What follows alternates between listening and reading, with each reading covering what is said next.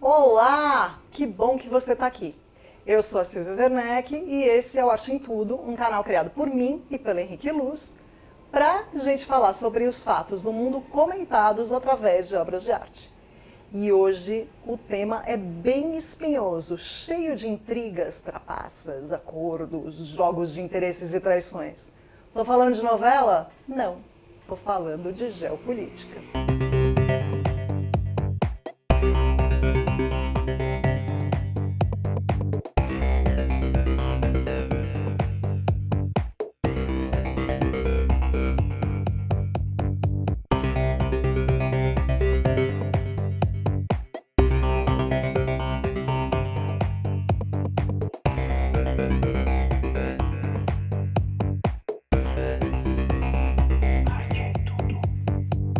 Seja muito bem-vinda, vinde ao Arte em Tudo.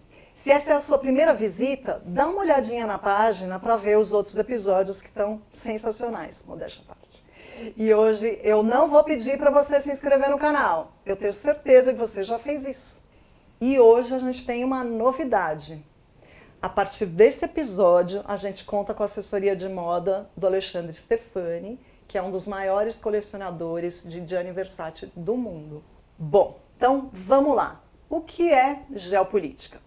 Uma explicação bem simplificada é que a geopolítica é a relação entre os processos políticos e as características geográficas nas relações de poder entre os países. Ou seja, é como a diplomacia traça estratégias para lidar com outros países de acordo com os interesses em jogo, como recursos naturais, localização, etc. e tal. O termo geopolítica foi criado por Rudolf Kellen, um cientista político sueco, no início do século XX, a partir da obra Politische Geographie, escrita pelo geógrafo e etnógrafo alemão Friedrich Ratzel em 1897. E por que é que a gente está falando disso? Porque a gente está vendo a geopolítica em curso no trânsito de vacinas pelo mundo. Por exemplo, a Índia decidiu doar a vacina para os países vizinhos antes mesmo de começar a vendê-la para países como o Brasil, por exemplo, que inclusive é aliado da Índia no grupo dos BRIC. Para quem não sabe, BRIC é uma sigla que significa uma reunião de países emergentes formados por Brasil, Rússia, Índia, China e África do Sul. Esse grupo se formou para que eles traçassem estratégias de cooperação mútua. E, bom, no caso da destinação das vacinas, a decisão da Índia aconteceu por razões diplomáticas, que lá na frente vão acabar beneficiando o país. É importante que a gente saiba que diplomacia não é questão de ser bonzinho, de ser generoso, altruísta. A diplomacia, ela é a arte de fazer acordos buscando o maior benefício para si. Um favor nunca vai deixar de ser cobrado. Por isso, não é raro que nações tenham disputas enormes entre si em determinados assuntos, mas unam esforços em outros. E quanto mais a diplomacia de um país se mostra aberta ao diálogo com outros países, maiores vão ser as chances de conseguir acordos futuros.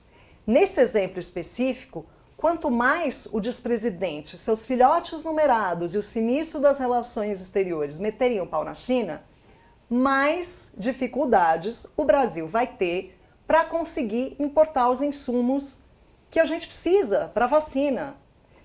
Vamos lembrar que todas as vacinas, não importa onde elas sejam fabricadas, têm na sua composição componentes que são fabricados onde? Na China. Bom, eu escolhi 3 artistas que abordam geopolítica de maneira direta ou indireta, em escala macro ou micro. E hoje eu quero começar pelas utopias, apresentando o trabalho de um artista modernista, para quem a cooperação e a harmonia faziam parte da visão de mundo dele, não apenas na arte, como um todo. Chu Solar, que é o nome artístico de Oscar Agustín Alejandro Schultz Solari, que nasceu em 1887 em São Fernando, na Argentina, e morreu em 1963 em Tigre, também na Argentina. O Chu Solar era um homem de múltiplos interesses. O Jorge Luis Borges, que era amigo dele, descreveu o Chu nas seguintes palavras, abre aspas, um homem versado em todas as disciplinas, curioso sobre todos os arcanos, pai de escrituras, de linguagens, de utopias, de mitologias, hóspede de infernos e de céus, autor paninxadrista e astrólogo perfeito na indulgente ironia e na generosa amizade. Chu Solar é um dos acontecimentos mais singulares da nossa época. O Chu Solar estudou arquitetura, mas ele abandonou o curso para se dedicar às artes visuais. Ele passou vários anos na Europa e lá ele teve contato com os vanguardistas do velho continente, Picasso, Matisse, essa turma da pesada, né? Ele acreditava que os princípios que regem a arte deveriam ser os mesmos que regem a vida, tanto a terrena quanto a espiritual, e sempre visando a paz universal. Ele era, afinal de contas, um idealista. Ele inventou vários mecanismos que poderiam ser usados para promover uma melhor integração entre os povos. Chu Solar criou 12 religiões, cada uma baseada num signo do zodíaco. Ele criou uma língua que serviria para gerar uma comunicação entre todos os países, de modo geral, que ele chamou de panlíngua. E ele criou também uma segunda língua, mais pensando na América Latina, que seria o neocriollo, uma mistura entre português e espanhol. E ele também criou um jogo que era um tipo de xadrez, mas com regras muito peculiares, e que ele chamou de pan-ajedrez, que em português seria um pan-xadrez. Essa obra, Drago, que aliás está na animação de abertura do canal, que foi feita pela artista Leila Monsegur, é uma aquarela sobre papel de 1927. E ela mostra uma figura que parece ser feminina, portando um estandarte e meio que cavalgando uma criatura fantástica. Provavelmente um dragão, se a gente considerar o título. O Chu gostava de figuras aladas, ele via nisso a possibilidade do sonho, da liberdade, dessa imagem de alçar voos. Ao longo do corpo do dragão, a gente vê as bandeirinhas de vários países da América do Sul. E ele também coloca nas margens da composição as bandeiras de outros países da Europa e do hemisfério norte, países europeus e do hemisfério norte, que exerceram algum tipo de dominação ou ocupação do continente sul-americano. Na cabeça do dragão dá para perceber uma estrela de Davi, uma meia-lua e uma cruz, que simbolizam o judaísmo, o islamismo e o cristianismo. Também estão aí presentes o mar, o sol, a lua, estrelas e cometas. É como se ele quisesse colocar todo esse universo reunido e disposto a algum tipo de avanço, já que o dragão e a sua condutora vão avançando na mesma direção da seta que a gente pode ver na parte inferior do trabalho. Para ele, mais que uma forma de tornar visível o invisível, a arte era uma expressão de valores e crenças. Valores e crenças são o que formam as culturas, mas as culturas são dinâmicas e podem ser melhoradas. A Annabella Geiger é uma artista dona de uma obra vastíssima em diversas linguagens. Ela sempre trabalhou com muitos tipos de linguagens, nunca se prendendo a nenhum em particular. Ao longo da sua trajetória, a artista já abordou desde temas autorreferentes no campo específico das artes visuais, né, da abstração, até questões de âmbito mais amplo, como a política e a cultura. No começo da década de 1970, o trabalho da Annabella começou a explorar as cartografias, uma investigação sobre a situação brasileira como periférica, como de terceiro mundo. É o momento em que, segundo ela já não acreditava mais no sentido de qualquer objeto de arte por si só. E ela começou a seguir um caminho mais antropológico e a investigar conceitos de território, espaço, limite e as relações entre tudo isso. Ela nasceu no Rio de Janeiro, em 1933, E ela começou os seus estudos em arte no ateliê da Feiga Ostrower. Como a Anabela não tinha uma formação oficial em artes, ela acabou se graduando em letras anglo-saxônicas na Faculdade de Filosofia. Ela sempre trabalhou com muita experimentação desde o começo. Mais tarde, ela foi para Nova York e passou um tempo estudando História da Arte para complementar essa formação que ela mesma foi montando.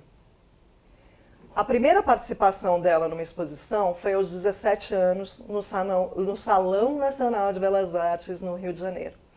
A Anabela Geiger sempre seguiu um caminho um tanto independente dos seus colegas de profissão. Na verdade, ela nunca se inseriu integralmente em nenhum grupo ou nenhum movimento. Segundo ela mesma, a poética dela se apoia sobre 3 pilares: territórios, passagens e situações. Ou seja, muito a ver com geopolítica. Rolos, Scrolls com 2 réguas, é um trabalho de 2003, é um desenho em cima de um papel apergaminhado, que é um papel que faz às vezes de pergaminho, e 2 réguas, uma de chumbo e uma de papelão. Esses trabalhos eles são quase como livros-objetos. Nesse ponto em que ela começa a desenvolver mais esse trabalho dos rolos, é o momento em que a abstração começa a ganhar narrativas. Então aqui tem uma convergência entre livro, os mapas, que são muito explorados no trabalho dela, e as instâncias culturais de representação do mundo e também da criação de mundos, não só representação, como criação de mundos. Então, essa forma de rolo, ela traz à memória a Torá, que é o livro sagrado do judaísmo, que significa o conhecimento. E ela tem essa forma de rolo. Então, conforme você lê, conforme você vai abrindo, o conhecimento vai se revelando aos poucos. E é interessante notar também que as bordas enroladas do trabalho deixam aí para a imaginação possíveis continuidades da imagem que a gente pode ver. Ou seja, a ideia de mundo que a gente tem é a partir do mundo que a gente conhece. Se a gente quiser criar novos mundos, é preciso que a gente procure outros conhecimentos, que a gente tenha uma ideação de outras realidades possíveis. Para fechar o trio de hoje, eu acho que todo mundo se lembra dos rompimentos das barragens em Mariana e em Brumadinho, certo? O desastre de Mariana foi em 2015 e o de Brumadinho foi em 2019. Pois bem, a mineração é um assunto que movimenta a geopolítica global há séculos. As nações poderosas e seus projetos colonialistas, elas sempre exploraram as riquezas descobertas no subsolo das terras ocupadas. Às vezes as riquezas também acima do solo. No Brasil, a descoberta de metais preciosos num determinado território foi tão singular que fez com que os portugueses indicassem no próprio nome o principal atrativo da região, Minas Gerais. Historicamente, no mundo todo, o garimpo é feito usando mão de obra de homens escravizados, trabalhando em condições subhumanas para o enriquecimento de poucos. E, findo o ciclo do ouro, ainda hoje o minério de ferro é motivo de grandes acordos entre governos e empresas multinacionais. O artista mineiro João Castilho, que nasceu em Belo Horizonte em 1978, trabalha com base na memória tanto pessoal quanto coletiva. Ele compõe as suas instalações, fotografias, vídeos e esculturas com referências que vêm aí da literatura, do cinema, da cultura popular e da paisagem.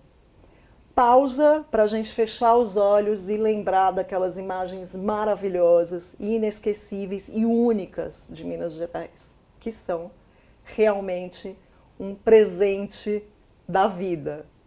Bom, esse repertório dele vai sendo tecido e combinado com as vivências dele, com as interpretações que ele faz de questões humanas, sejam elas existenciais ou políticas. A fotoinstalação Ganga Bruta, que é de 2018, ela é formada por imagens feitas pelo próprio artista e também imagens apropriadas. Ali a gente consegue ver registros da lama que se espalhou pela região e contaminou quilômetros e mais quilômetros de cursos d'água, especialmente do Rio Doce. A gente vai ver também rejeitos de uma das barragens, partes da paisagem e objetos.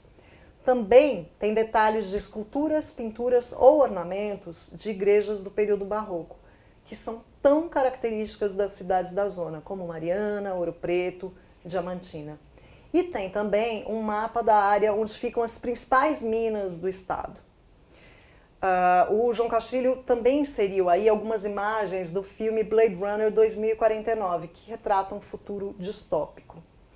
Então, toda a composição ela tem tons quentes, entre amarelos e ocres, que lembram ouro, mas também poeira, abandono, devastação. É uma imagem muito poderosa, muito impactante, de uma beleza doída, que eu diria, e isso porque foi feito antes mesmo do desastre de Brumadinho, que foi ainda mais sério do que o de Mariana. E é isso, esse foi o tema de hoje. Eu espero que você tenha gostado. Aliás, eu tenho quase certeza que você gostou. Então vamos lá, curte, compartilha, avisa os amigos. Se você ainda não é inscrito, você está esperando o quê? Se inscreve já!